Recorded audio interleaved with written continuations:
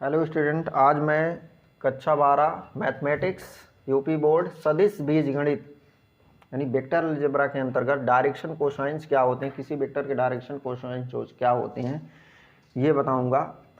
तो यहाँ पर यदि एक वेक्टर ओपी धनात्मक अक्षों एक्स अक्ष, वाई अक्ष और जेड अक्ष से कोण अल्फा, बीटा और गामा बनाए। मान लो ये ओपी वेक्टर है और ये एक्स एक्सिस, ये वाई एक्सिस और ये जेड एक्सिस है।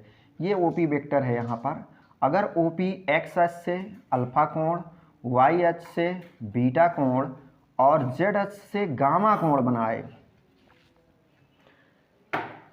तो cos alpha, cos beta, cos gamma को डायरेक्शन कोसाइंस कहते हैं। ओपी वेक्टर का डायरेक्शन कोसाइंस यानी DCS कहते हैं। क्या कहते हैं? DCS कहते हैं। इन्हें क्रमशः LMN, L, M, से निरूपित करते हैं। यानी डायरेक्शन कोसाइंस को LMN से निरूपित करते हैं। L = लिख सकते हैं cos alpha, M = cos beta and N = cos gamma.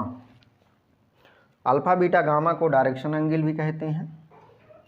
और यहाँ पर 0 <= अल्फा, बीटा, गामा <= 5 यानी अल्फा, बीटा, गामा का जो मान होगा वो 0 <= अल्फा, बीटा, गामा का जो मान होगा वो 0 से बड़ा या बराबर और पाई से छोटा या पाई के बराबर हो सकता है।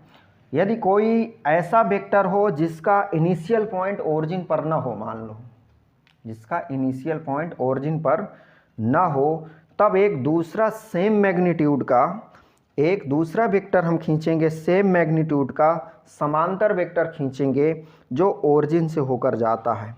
तो यहाँ पर PO, अगर हम PO वेक्टर लें तो PO वेक्टर का जो OP और OX और OI और OZ से जो कोण होगा वो pi minus alpha, pi minus beta और पाई माइनस गामा होगा।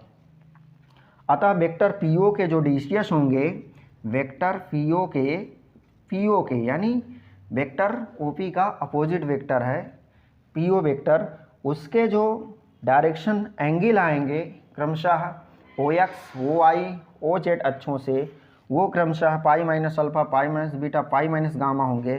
तो इसलिए वेक्टर PO के जो डायरेक्शन कोसाइंस होंगे वो cos pi minus alpha, cos pi minus beta और कॉस पाई माइनस गामा होंगे।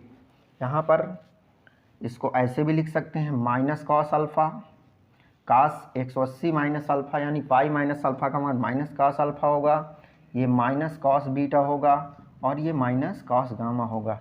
इन्हें क्रमशः -L, -M, -N से भी निरूपित करेंगे। यानी यहाँ पर माइनस आ जाएगा, जैसे कॉस अल्फा की जगह पर L लिख सकते हैं, कॉस बीटा की जगह M लिख सकते हैं और कॉस गामा की जगह N लिख सकते हैं। तो यानी अगर कोई वेक्टर दिया हुआ है, OP वेक्टर दिया हुआ है, उसके अपोजिट वेक्टर का अगर डायरेक्शन कोसाइंस लेते हैं तो वहाँ पर माइनस माइनस माइनस ये हो जाएगा।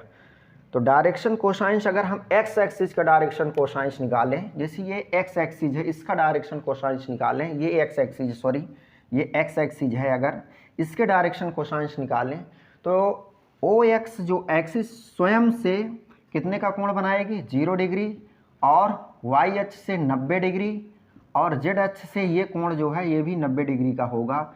यानी एक्स एक्सिस के डायरेक्शन कोसाइंस होंगे cos 0 degree, cos 90 degree, cos 90 degree, that is 1, 0, 0। ये डायरेक्शन कोसाइंस हैं एक्स एक्सिस के। इसी प्रकार डायरेक्शन कोसाइंस यानी DCS of Y axis, DCS of Y axis क्या होंगे? वाई एक्सिस एक्स एक्सिस से 90 डिग्री का एंगल बनाएगी और स्वयं के साथ जो उसका एंगल होगा वो 0 डिग्री होगा और जेड एक्सिस के साथ जो एंगल बनेगा वो 90 डिग्री होगा।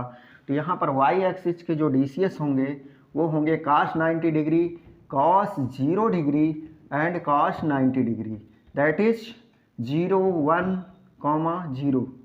ये जो आएंगे डायरेक्शन कोसाइंस ये y एक्सिस के होंगे। इसी प्रकार z axis DCS of z axis ये हो जाएंगे 0, 0, 1। इसी प्रकार हम देख सकते हैं डायरेक्शन कोसाइंस, किसी वेक्टर के डायरेक्शन कोसाइंस क्या होंगे, ये डिपेंड करता है कि वो x एक्सिस से, y एक्सिस से और z एक्सिस से कितना एंगल बना रहे हैं।